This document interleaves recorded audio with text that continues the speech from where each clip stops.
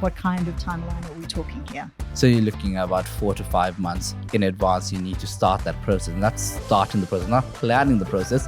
That is starting the process. Because once you start that ball, you're on a time crunch. Because certain of those test results and certain of those blood results and those vaccines and those treatments, they are only valid for a set amount of time. If you are not within that time frame and the dog has not left this country within that time frame, you will have to restart the process. So if you go through those 5 months and something's not right and you miss your flight by 1 day, you got to start that 5-month process again. Hey, I'm Dr. Kara, the host of the Paws Effect Podcast. This podcast is all about bridging the gap between pet owners and pet professionals, offering expert insights and sharing stories to help you better understand and care for your pets. Whether you're here to learn, to be inspired, or to simply feel more confident as a pet owner, you're in the right place. If you enjoy what you hear, please take a moment to subscribe, leave me a review, or share the episode with someone who could benefit. Your support helps this podcast grow and continue making a difference in the lives of pets and their people. Let's get to it.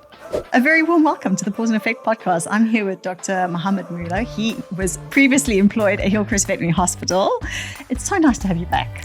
Hi, Cara. It's nice to be here every now and then. Yeah, I know. We are very fortunate to be able to see you every couple of months and keep in touch. But, you know, your journey started off at Hillcrest Vets after doing a year of your CCS.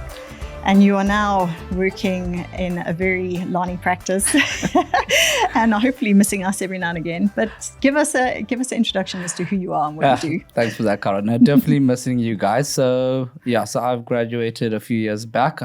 Did my first year out of university working as the acting state veterinarian in the Pietermaritzburg area. So dealing mostly with import, export, and disease control. Thereafter, obviously, I spent a year and a half with you guys, and now I've been in Joburg for another year and a half, but occasionally I do pop in just to say hi. It's so nice to see you. Nice to see you too. This conversation has come about because, well, firstly, there's a need. Definitely has been a bit of a missing link. But because we've been discussing this amongst our group of vets, haven't we, recently? It is quite a complex topic, and I'm hoping you can shed some light. And this is on import and export of pets. Yeah, it's definitely a topic that's not familiar to most vets. I mean, most vets, we really do focus on the medicine. And when it comes to sort of things along import, export, and travel, which is also falls into disease control as well, it's very much an administrative issue as well as a legal issue. So there's a lot of laws involved with it. And that's not something most vets are familiar with. So it really is a little bit of a challenge when it comes to sort of doing these sort of procedures. Absolutely. And the thing for me is that because there are so many changes and there's so many different requirements by different countries, it's hard to get your head around the advice to give owners. And it changes. So, you know, whereas the advice you were giving or you felt that you were giving a month ago could already be out of date. Mm-hmm. So let's, I suppose a great opening question is, firstly, there are a lot of people who are considering leaving South Africa, a lot of people returning, which is great. But this is something that we commonly get asked about. And like you said, it's hard to give the correct advice because there are litigation risks with that. Yes. So when it comes to sort of import, export, and travel, it's very much, like I said earlier, on a legal process. So how it works basically is that as the exporting country, because we are sending our animals off, the importing country sets the regulations on what is required. At the end of the day, it really does come down to disease control is the main principle behind it. And based on the diseases that need to be controlled by the importing countries, those legislations are set. But because the disease control is a dynamic process, you know, disease status doesn't always stay the same. These legislature are constantly changing and constantly being amended. So, you know, I had situations where we'd gone through the whole process and then the process had changed because the legislature changed. So we had to restart the process. So it's definitely something that if you don't keep up to date with, it's something that you can very much fall behind. And it's usually these small changes that you miss out on that can have, unfortunately, an effect on the final export or sending that animal off. And then, you know, your process gets rejected because you missed one small thing. And it's not necessarily their fault or anyone's fault. It's because these legislatures change.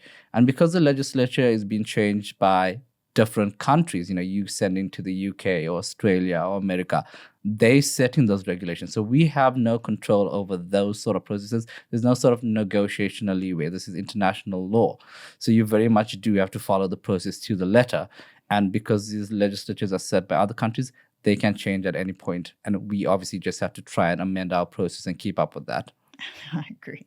So in terms of getting it right, how do you generally advise owners? Because there are multiple people involved in this. I want to perhaps ask, can owners do it alone? Can they do it with their vet? Yeah. So when it comes to the process, the first thing I say to any client that walks through the door and says, I want to move overseas, what do I need to do to get my animal overseas? The first thing I say before they ask me any questions about when do I need to do this or do that, before they even ask when do I need to do worming, what's our time frame, I say, get yourself a travel agent.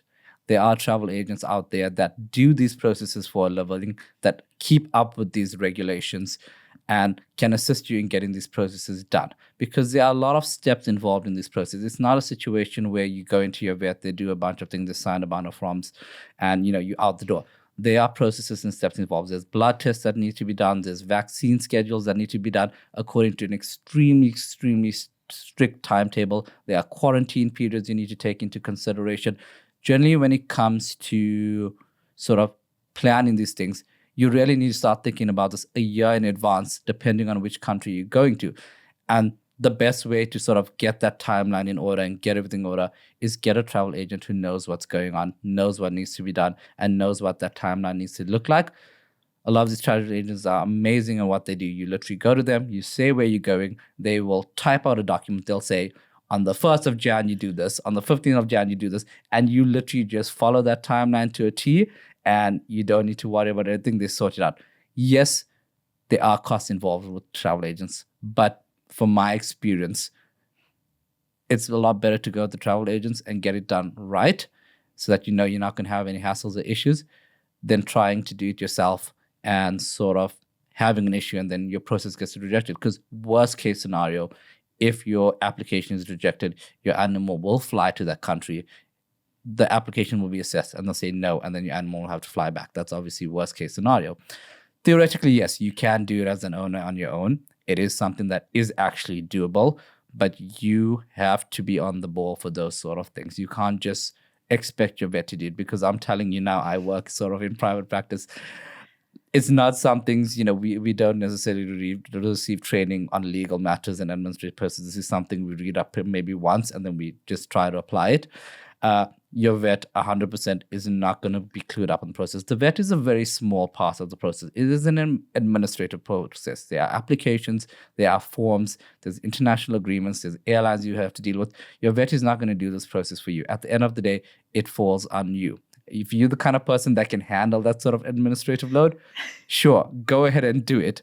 But at the end of the day, if something goes wrong, unfortunately, you're just going to have to accept it. There's no sort of negotiation or leeway or trying to make something happen, or can we do something on the side sort of situation. Either it's done right, or unfortunately, your process is not accepted. So first advice, travel agent, if you really want to do it on your own, make sure you read up. All the information is available online. The legislation is available online. So make sure you read up, make sure you get the correct information, make sure you set a timeline in advance and plan for any sort of change or occurrence that might occur, because things change, things don't work out. And we'll probably get into that a little bit later of things that can go wrong. But yeah, that would be my advice for anyone who's looking to go overseas. That's really good advice. And you made mention of it, the timeline. Mm-hmm. I mean, what kind of timeline are we talking here? So it does depend on which country you're going for. I'll give some sort of general example. So if you're looking at Australia and New Zealand, which are sort of your island countries, which take the disease control very seriously, because any sort of disease that gets into there will just spread rapidly. So they sort of take their disease control very seriously. You're looking at minimum 6 months sort of quarantine procedure before traveling. And then when you get to Australia as well, there is a quarantine period as well. So you're looking at, you need to plan 8 months in advance for countries such as Australia and New Zealand. If you're looking at the EU and the UK, you're looking at about plus minus, it's a 3-month sort of waiting period after some of the tests that need to be done. So you're looking at about 4 to 5 months in advance. You need to start that process, and that's starting the process, not planning the process. That is starting the process, because once you start that ball, you're on a time crunch, because those certain of those test results and certain of those blood results and those vaccines and those treatments, they are only valid for a set amount of time. If you are not within that time frame and the dog has not left this country within that time frame, you will have to restart the process. So if you go through those 5 months and something's not right and you miss your flight by 1 day, you got to start that 5-month process again. So you really got to be sort of on the ball when it comes to these things and plan for any sort of altercations. I've done it before where a client had gone through the process, done the application, got everything ordered, timeline was fixed, certificates were signed, and then the flight was cancelled. Completely out of the control. Nothing was wrong with the forms. Nothing was wrong with the applications, just because this was obviously post-COVID period. So flights were a bit of an issue then. So the flight got cancelled, and then they had to restart that process. And that was another 6 months that they were in the country they were in without their animals. They must have been really upset. Mm-hmm. And this is a very emotive subject, and when things go wrong, they go dramatically wrong, and they're, like you mentioned before, it's an expensive process, but not only does it make a very expensive process, when things go wrong, it's then incredibly expensive, because often animals end up in quarantine and kennels and having to be boarded. So we'll talk about that in more detail. Hey there, pet parents. It's Dr. Kara, the ultrapet vet here. Brachycephalic, meaning short-muzzled dogs, have uniquely shaped jaws that can make picking up and chewing normal kibble really difficult. That's why Ultrapet has created a kibble specifically designed for easy pickup. It contains glucosamine, chondroitin, and green lip muscle extract to help support your dog's joints so that they stay mobile and active. The inclusion of beet pulp and prebiotics helps support a healthy gut by promoting the growth of beneficial bacteria in the digestive system. Omega-3 and 6 fatty acids promote a shiny coat and a healthy skin. Ultrapet offers a 100% money-back guarantee. Try Ultrapet's premium recipe for short-muzzled dogs today. So we're saying prepare well ahead of time. If you know you're immigrating, start looking into it, and then give yourself adequate amount of time for various variations in the procedure. Let's talk about some of the things that are involved, and maybe you can give us some case examples. But you alluded to the fact that we are quite a small player in this process. Who are the important parties in this? It's, who do the owners need to, you say, if you're dealing obviously with a pet export company, then they will put you in contact with the relevant people. But you generally use your local vets, don't you? So you usually use the practice you're most familiar with and have your pet's records on their system. So who are the important people that you need to be aware of and go via? Okay, so it does depend from country to country. And like I said, we can go into examples later. But basically, to summarize it, as I said earlier, there's sort of 3 or 4 key players in this process. The first one you need to consider is obviously which country you're going to. Every country has their own regulations. Every country has their own rules. So it really does depend on which country you're heading to. And a lot of the processes have been very much streamlined. So they're not as difficult because it's something that's done so often. We've kind of had protocols in place that sort of speed up that process. So it does depend on which country, but generally it's sort of your major countries like the UK and Australia that, have these sort of transport things that happen all the time that have sort of streamlined this process. So when it comes to the process itself, there's sort of 3 or 4 areas that you need to get addressed. The first one is the country you're going to as well. They have their own sort of rules and regulations. Depending on what the regulations are, you may or may not require an import permit. So you need to deal with that country directly. Or if you work with a travel agent, they do it for you. So there's an application process that you need to follow in order to get an import permit. And all that import permit does, it says, this animal owned by this person has been authorized to enter the country if it meets X, Y, and Z requirements. And that's what an import permit is. So the step 1 is to see whether or not you need to get an import permit, and that has to be organized on that country's side. A lot of these processes can be done online, but you may or may not need an agent in the country you're going to assist you with that process. So that's sort of person or group number 1. Thereafter, after you've got the sort of import requirements and regulations, there is sort of a list of medical requirements and things that need to be done. Those things are done by your local vets. So sort of your vaccinations, your dewormings, your sort of blood tests, those sort of things are done by your veterinarian. Your veterinarian can sort of administer those processes and give those medications, but that's the extent that the veterinarian goes through in terms of this process. Thereafter, you need to obviously work with the organizing sort of the actual transport with the animal. So when it comes to transportation, there's two sort of components. Number one is the most obvious one, the flight itself. There are only a select few airlines that do these sort of travels. Internationally, specifically, domestically, there's a lot more, but internationally, there are very few sort of airlines that do these things regularly enough that you can sort of schedule it. So you need to sort of contact the airlines, find out, okay, can we do this flight? What are the requirements for this flight? And what do you need from my side to get this flight going? And every airline is different. So every airline has different requirements. So I can't really comment on exactly what those requirements are, but you need to contact those airlines to find that out. The second thing is to actually transport the animal itself. You need a specialized sort of crate. So it has to be a very specialized crate made to very specific dimensions to make sure that that animal is comfortable flight, and that you can probably, your travel agents, a lot of these travel agents actually custom make these crates. It's not something that you sort of buy off the shelf. You can, if your animal fits into that group. If you've got one of those weird big or small animals, you might not be able to find sort of mass-produced sort of crates for these animals. So you might have to be in contact with someone who can assist you in creating that specified crate that meets those requirements for travel. So that would be sort of in the travel component. And then lastly, the most important part and the thing that needs to be done correctly is you need to be in contact with your local state veterinarian. So each sort of provincial area or district has a state veterinarian, so a government veterinarian that authorizes these sort of administrative processes. And that's the role I played a few years back. So I've been on both sides of it, so I can comment on both sides, but they do that final say. So that day before you're leaving, they need to check all your documents are in order. They need to make sure all your applications and processes and treatments have been in place.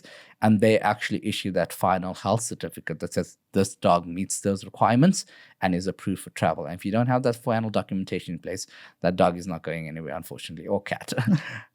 Yeah.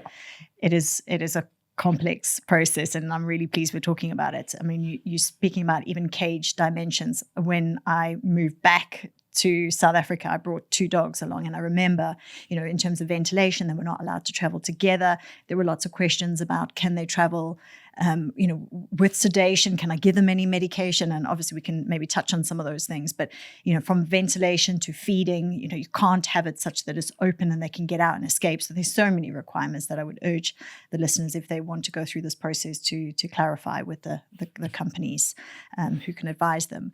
So let's go on to what I feel is really the important part of the role that we play. And obviously you made it very clear that we can only follow instructions that are given to us by the people who are in the know. And we do follow these things very clearly and why. So let's talk about some of the things that we do as part of the process, and perhaps why. You can give some clarification, because I think a lot of owners are like, I don't understand, for example, microchipping and vaccines given and so on and so forth. So before I give it away, I'll ask you for some clarification on those. Okay, so when it comes to the actual sort of medical things, there's 2 components to it. One is purely administrative and legal. There is a component that doesn't make sense from a medical point of view. I see in some of these regulations, they are extremely strict. There's a reason for it, and I think that's where owners get, sort of upset on it, because, we are sort of a profession, we advocate, if you sort of 1 day late on your vaccine, it's not going to make an issue. But, if you look at some of the legislature, and if you sort of half a day late, or even a minute late on your vaccine, they won't accept it, because there are risks with those things. So there are a lot of these things that owners will come to you and say, listen, but I only missed my vaccine date by a day. But that day is the difference for that country. Because at the end of the day, the rules are in place for a reason. It's not because they're being difficult or they're having issues with you or they don't want your dogs in the country. At the end of the day, it's purely a health reason, and it comes down to disease control. You must remember that with sort of animals in different countries, each country has its own sort of diseases and infections that these animals can sort of be natural carriers of that other countries don't have. So at the end of the day, it does come down to disease control, because if even one animal from South Africa, carrying a specific worm goes to another country and that country doesn't have that worm, and that worm gets into the soil, and for those that are in the know on sort of, biology and whatnot, and if there's no natural predators and there's nothing stopping that worm from spreading, that can have a devastating effect on a population that isn't prepared for it, because animals have this sort of own natural immunities and protections against diseases. And if there's a foreign substance that none of the animals in this country have been exposed to, that can spread rapidly and have devastating effects. The most common example I can think of, and it's actually more prevalent to animals coming to South Africa, is heartworm. Heartworm is such a major topic in international communities, America, the EU, UK.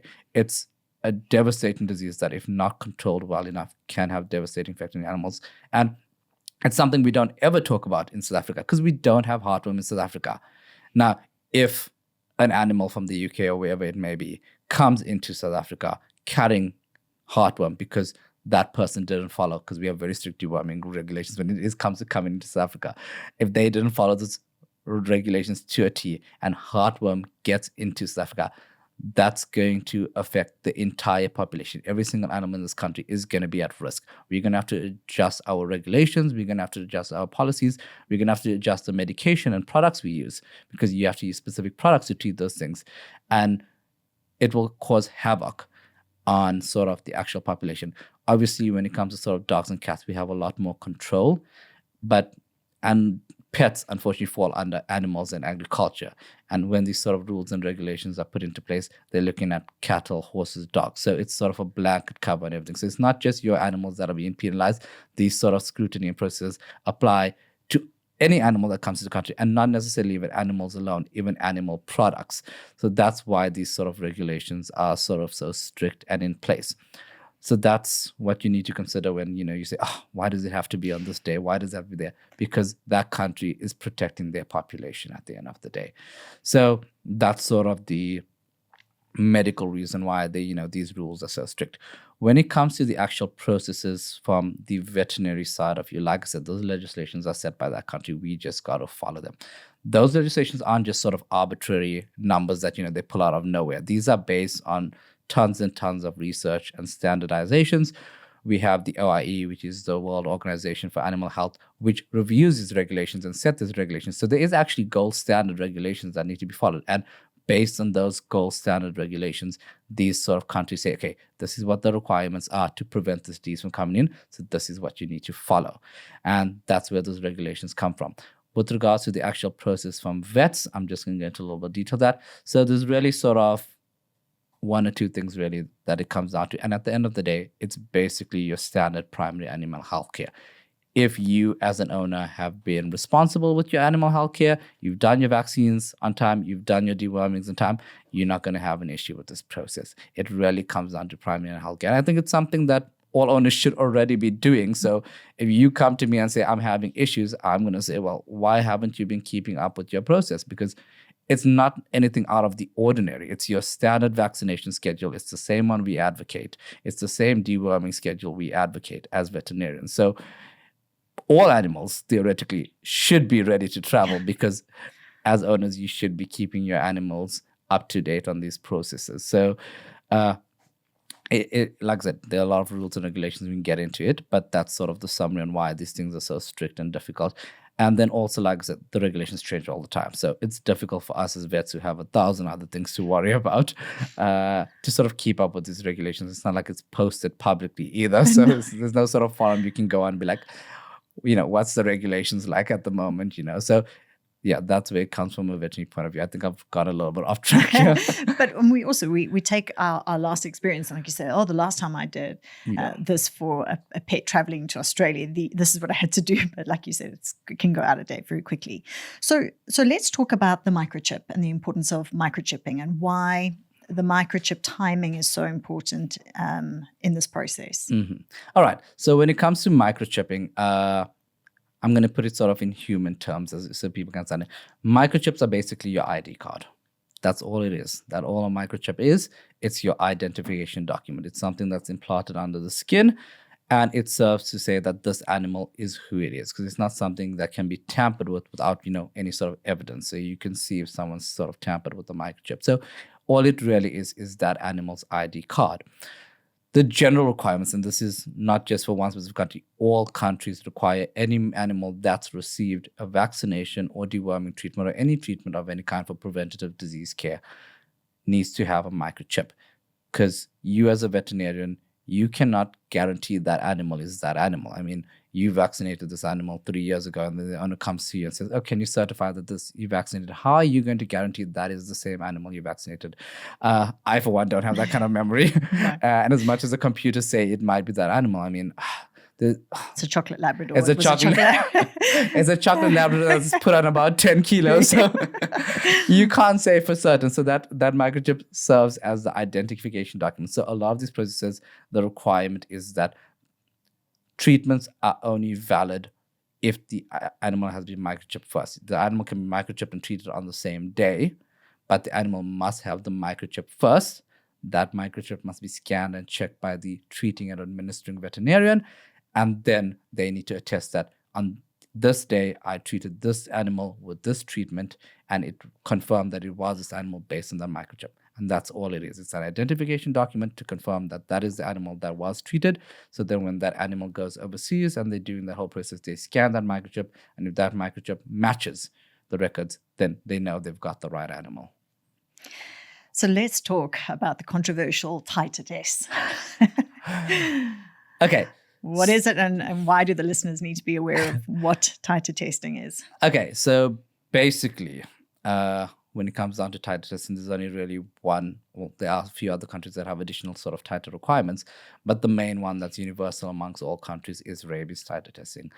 Rabies is, and this is another conversation you can have, but rabies is 100% a preventable disease, or a disease that can be easily controlled, but if left uncontrolled, is a serious issue to most countries because of its zoonotic implications. It affects humans, and there is zero treatment that is effective in treating and curing rabies. You can do things to sort of prevent it and mitigate the spread, but once a person and an animal has developed rabies, that is very much fatal, unfortunately. So it's a very scary disease, and like I'm going to come back to this, it's a disease control. That's all this process is. So when it comes to rabies titer testing, the main thing that we're doing with this sort of titer testing is seeing how well the vaccines have worked. So what this titer test, it basically measures the antibody levels in the actual animal. So when we vaccinate an animal, and this is true for all vaccines, what that vaccine does, it stimulates the immune system to produce antibodies, and those antibodies is what protect the animal from the diseases you're vaccinating. That's the simple process of it. Because the antibodies are produced by the actual body itself, the level of protection can wane and deteriorate with time. A lot of these animals, to be honest, generally maintain their immunity quite well, but there's a lot of health factors involved in that process. So the amount of immunity an animal has does vary from animal to animal. The only way for us conclusively to say, you can have the records, you can say, okay, the animal received 100 vaccines in its lifetime, but the only way for us to conclusively know whether this animal has sufficient immunity is to do the titer testing.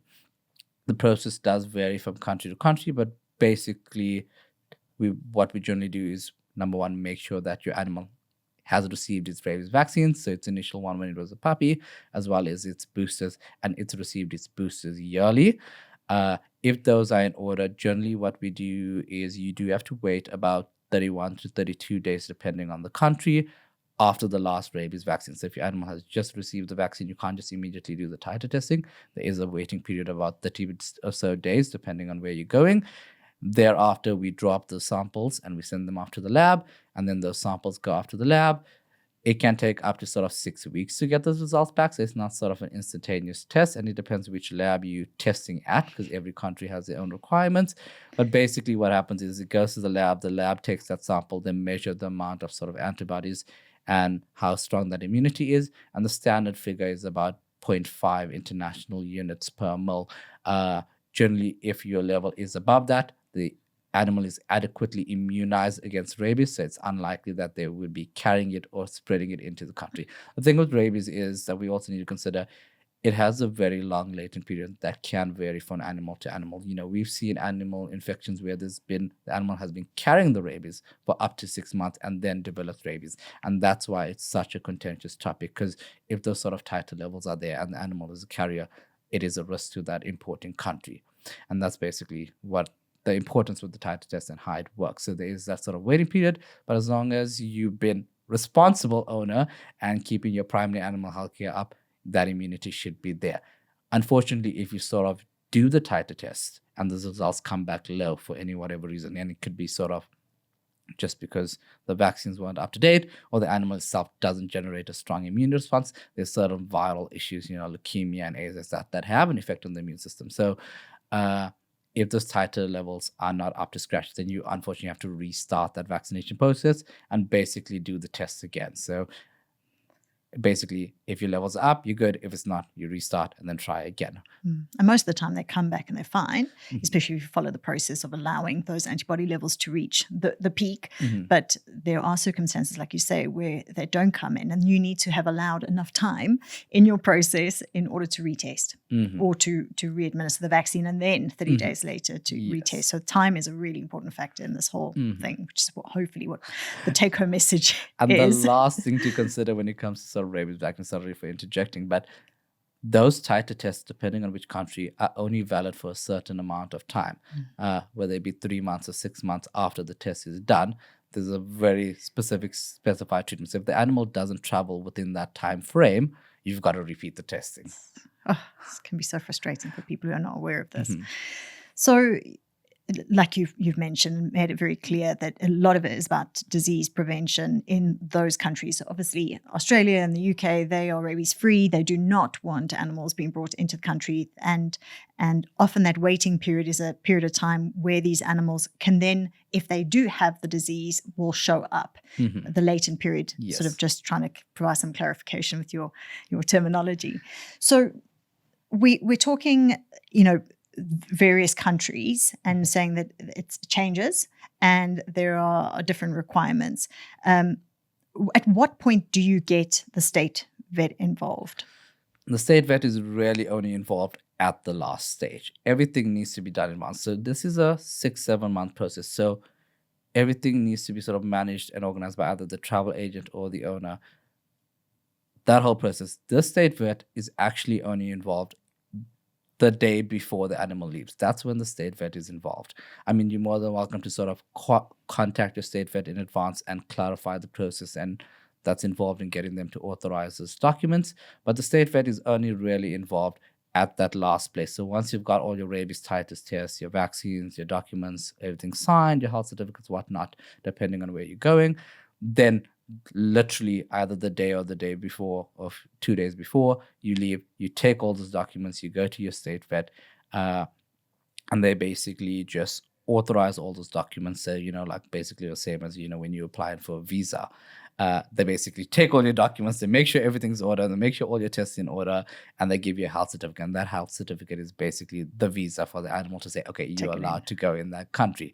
How the state vet process works, it does vary from province to province, because each province sort of has its own autonomy when it comes to disease control in South Africa. So the process is similar, but it might differ from province to province. But basically, the process is relatively straightforward.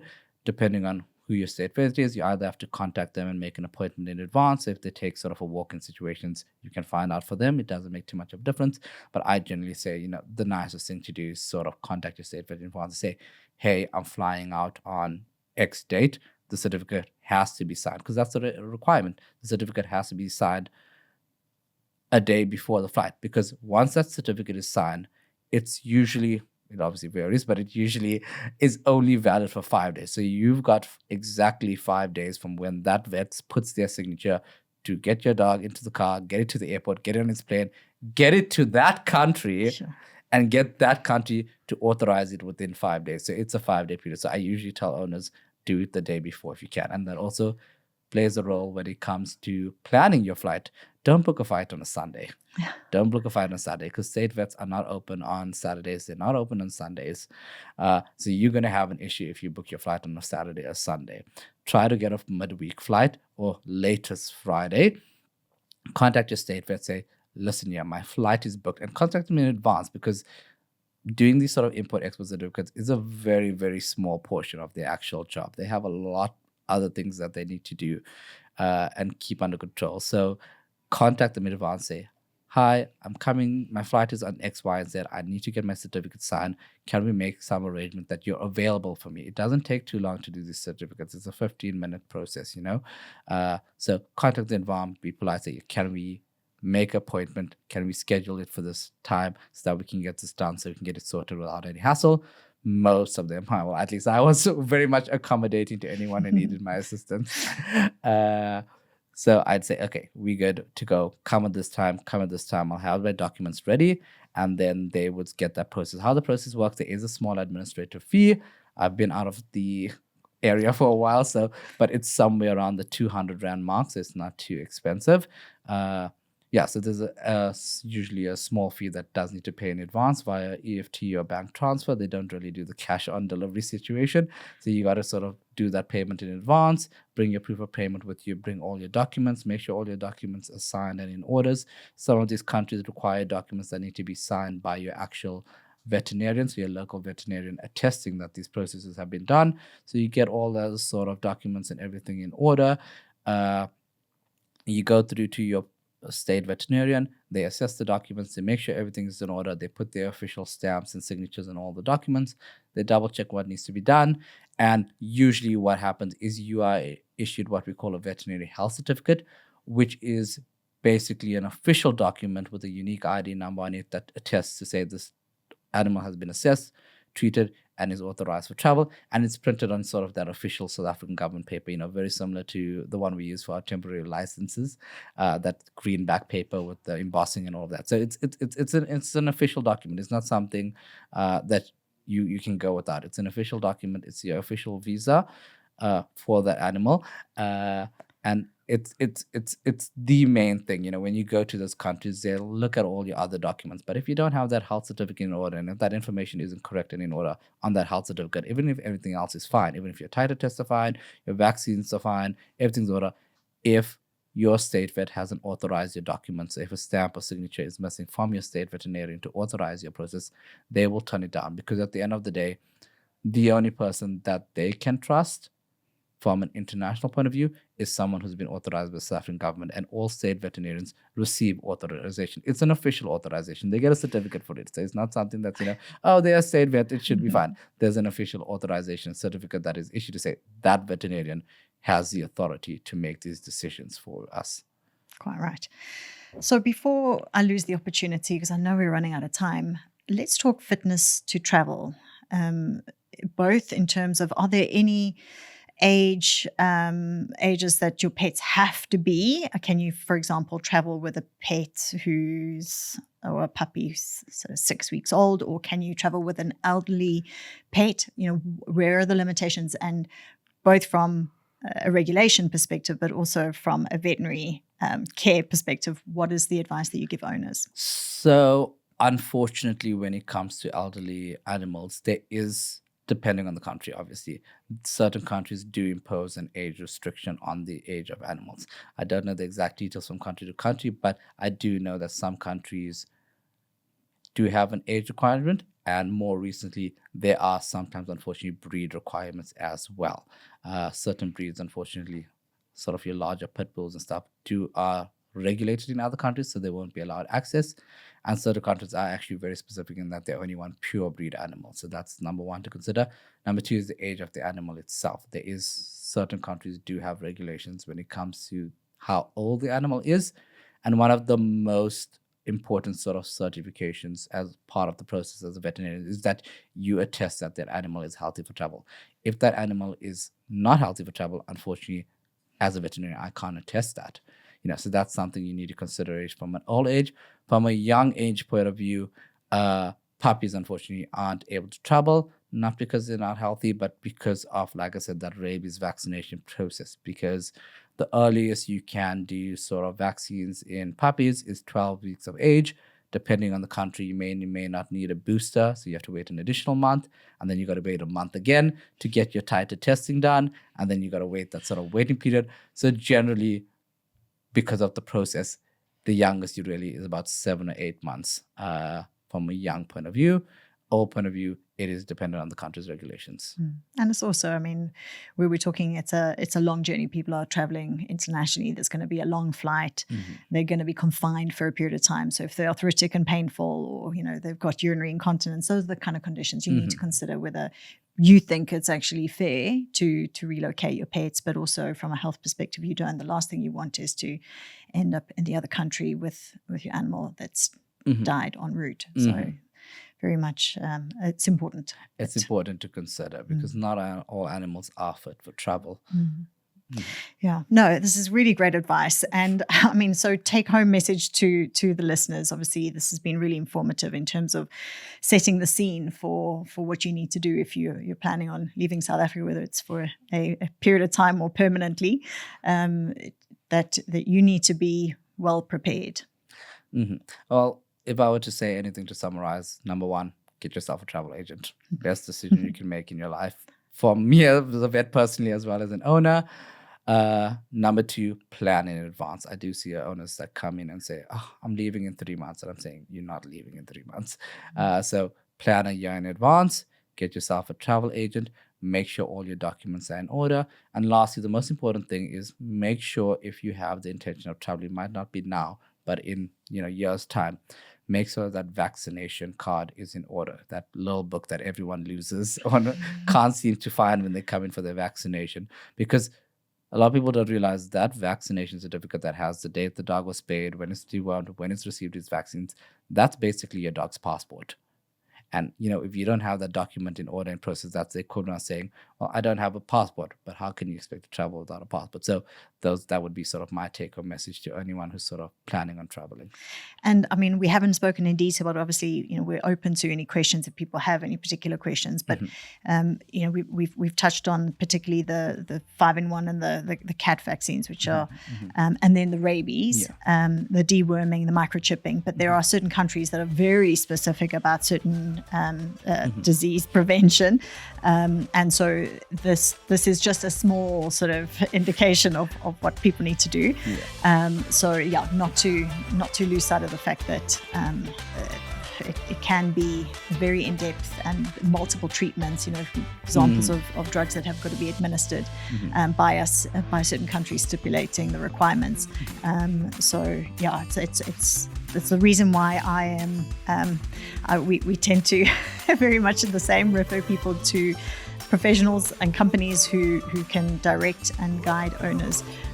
It's a very stressful time when you're immigrating. The last thing you want is to end up in a situation where your pets are left behind, or you end up in a country where you're already starting out their financial restrictions and obligations, and then you have to have your pet in quarantine in that country, generally quite far away from where you're located. So best advice, like you say, is get people to assist you and start well in advance.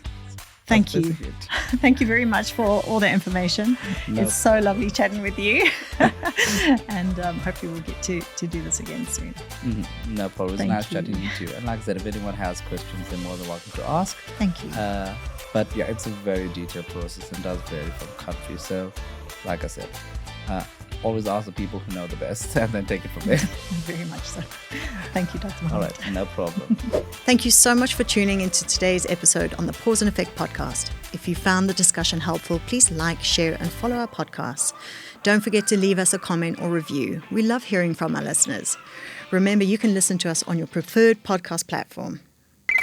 Welcome back to Just for Pets. You're with Dr. Kara. Hello, Doctor. It's Chanel the Persian. And, I can't seem to stop retching to get this hairball up. Are you on a special diet? Excuse me? Hairball control food will really help. And maybe some Laxapet. And lucky for you, Just for Pets have a big range. Well, how early can I get some? Order today and we'll deliver pronto. Wow, I feel better already. Justforpets.co.za. Vet approved, pet adored. Get it all to your door.